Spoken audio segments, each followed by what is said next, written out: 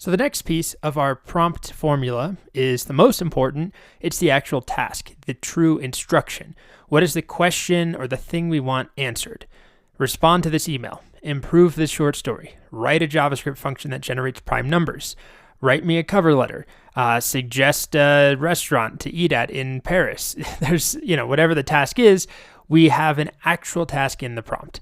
So I'm using some color coding to try and differentiate between the initial context setting and then in red, the actual question or task. So act as an online marketing expert that specializes in ads targeting Gen Z. That's setting the scene. And then the actual question or task, write a tweet promoting my new course on ChatGPT prompt engineering for beginners. Or setting the stage, you are the pastry chef in a 3 Michelin-starred restaurant. Come up with a high-concept dessert involving liquid nitrogen. So we're providing information up top, and then afterwards coming up with a specific question or task. I live in USDA Hardiness Zone 4. This is information about me, the user, right? And if you're not familiar with hardiness zones, it's as far as gardening and growing plants and fruits and vegetables, there's different zones in the U.S.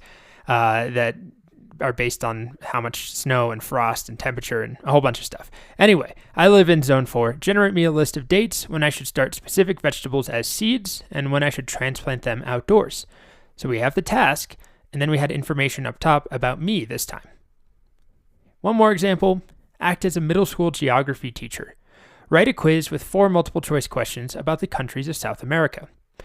Now, of course, you could just say, write a quiz with 4 multiple choice questions about the countries of South America. But if you tell it to act as a middle school geography teacher, or if you say, I am a middle school geography teacher, write me a quiz for my students, we're providing more information, more context, and we can get a much better result. Because otherwise, what skill level would it write this quiz for? Who would the audience be? Adding that little sentence up top with that context can make a big difference. Now, as far as what the actual tasks are, the possibilities are kind of limitless, right? We could ask it to summarize things, translate things, explain things, write code, extract keywords, pretty much whatever you want, tell a joke. That is not what this section is focused on, right? There's so many possibilities there. What I want to focus on here is just the structure of a prompt. So whatever you're trying to do, you have your context, initialize that context, then you have the actual task at hand, whatever the task is. We'll see plenty of examples of real prompts and writing all the stuff, from scratch, but I just want to move quickly here. With that said, I'll show a handful of quick examples. So here's an example that doesn't have any initial context. It just says, write a tweet promoting the launch of my new book called Mastering the Python Coding Interview. And it writes me a tweet. Excited to announce the launch of my latest book, Mastering the Python Coding Interview, blah, blah, blah. It's sort of generic, but it's not terrible. And then here's an example where I kept the exact same task, write a tweet promoting the launch of my new book, but right before it, I said, you are a high-profile JavaScript influencer. And the tweet that it gave me is a little bit more interesting and definitely more specific, right? Stepping outside my JavaScript comfort zone to highlight an extraordinary new resource. So it's a JavaScript influencer who's selling a Python book. Doesn't really matter if you're not familiar with either of those tools. But the point is that we get a different result by being more specific and providing some initial context. Then, of course, we can get way more varied with the actual tasks that we give it. We could say, write a tweet promoting the launch of my new book, or we could do something like write, 3 tweets. That's a simple example, but we'll get a very different output. 3 tweets promoting the launch of my new book. And while that's going, we could try something completely different.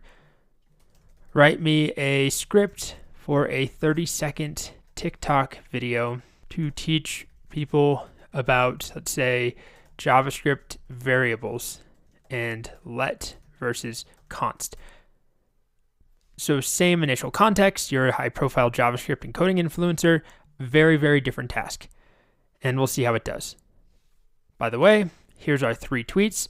So 3 completely different tweets. They're all kind of similar because it's all about the same topic. It's not the most inspiring, but 3 different tweets. We've got emojis in there. We could tell it not to include emojis. There's a whole bunch of things we can do as far as the format. So I know that this video is pretty obvious, right? You can provide a task to ChatGPT, and you should provide a task. That goes without saying. What I think makes more of an impact is having that task preceding it with some sort of context, some general information.